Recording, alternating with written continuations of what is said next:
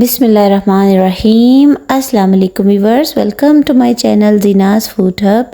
आज की हमारी रेसिपी को आप लंच और डिनर दोनों स्पेशल रेसिपीज़ कह सकते हैं और इसके अलावा दावत स्पेशल रेसिपी भी कह सकते हैं।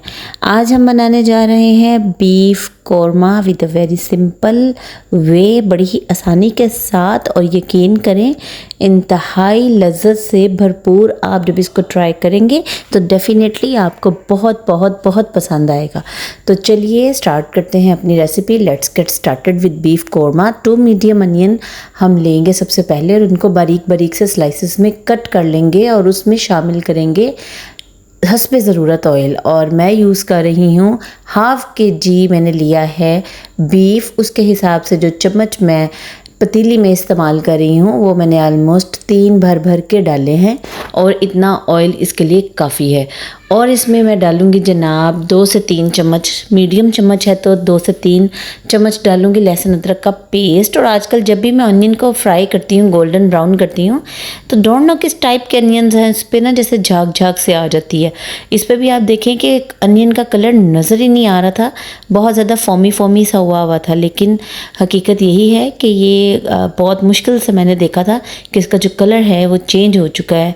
देन मैंने इसमें जो है 2 से 3 मिनट भुना था लहसुन अदरक को, और 4 मीडियम मैंने टमाटर लिए थे, या 2 बड़े साइज़ के टमाटर ले लें, उनकी प्यूरी बनाएं, पेस्ट बनाएं और उसको जो है वो इसमें शामिल कर दें।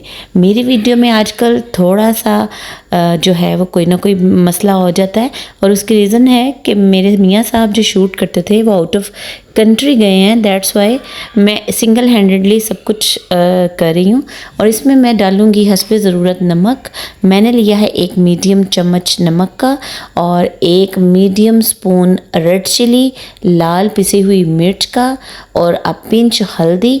और एक चीज़ मुझसे मिस हो गई, वो मैं आपको बता देती हूँ। मैंने इसमें लहसुन अदरक के बाद खड़े गरम मसालों का खुशबुओं के लिए इस्तेमाल किया था, जो है 2 तेज़पात, 2 से 3 दालचीनी की स्टिक्स, 2 मोटी इलायची और 2 छोटी इलायची। और उसके बाद हाफ़ kg बीफ को मैंने अच्छी तरह से धोने के बाद मसाला भूनते हुए इसको इसमें शामिल कर दिया है, और इसको चम्मच हिलाते हुए मतलब मिक्स कर लेंगे। देन इसमें मैं इंक्लूड करूँगी पानी, और इसको इतना डिप करना है कि जो गोश्त है वो अच्छी तरह से इसमें गल जाए। और इसको देना है टाइम 40 to 45 मिनट्स का, ताकि जो हमारा बीफ है वो अच्छी तरह से मतलब गल जाए और उसमें कोई कसर जो है वो बाकी ना रहे। हमने खड़े गरम मसालों को कुछ टाइम के लिए ही ऐड करना है, और बाद में कुछ जंक करते हुए इनको निकाल लेना है, क्योंकि ये आसानी से नहीं निकलते। इनको बहुत ढूंढ के मुश्किल निकालना होता है। तो जो मोटी इलायची, छोटी इलायची और तेज़पात हैं वो आपने आलमोस्ट सारे ही निकाल देने हैं खड़े गरम मसाले। हमें जस्ट उनका फ्लेवर और अरोमा चाहिए, और जितनी देर में गोश्त में पानी होता है वो गलता है 40 to 45 मिनट्स, तो इतना टाइम काफ़ी है कि जो इसका अरोमा है वो इसमें शामिल हो जाए। हम खड़े गरम मसालों को एक साइड पर करके और उसमें डालेंगे धनिया पाउडर खुशबू के लिए, और धनिया पाउडर का इस्तेमाल करना है 2 से 3 चम्मच।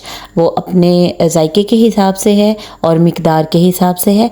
और 1 चम्मच शामिल करना है ज़ीरा पाउडर का, मीडियम साइज़ का चम्मच है, बड़ा चम्मच नहीं डालने, क्योंकि गोश्त की क्वांटिटी भी नॉर्मल है हाफ़ kg, और बढ़ाना होगा तो इसके हिसाब से आप बढ़ा सकते हैं।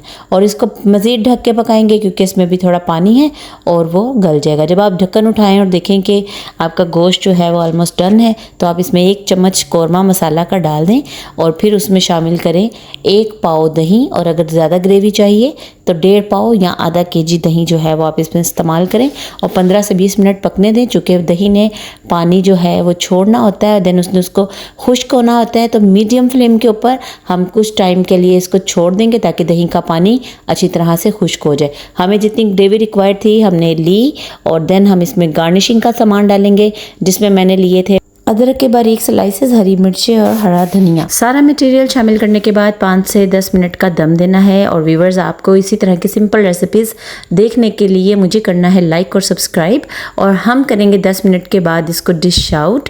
और व्यूवर्स, इसी के साथ आप मुझे अपनी दुआओं में रखिएगा बहुत याद, और अल्लाह ताला आपके और हमारे रिस्क में ढेरों बरकत अता फरमाए, आमीन। Thanks for watching viewers, and kindly like and subscribe my channel for more interesting videos. Thank you.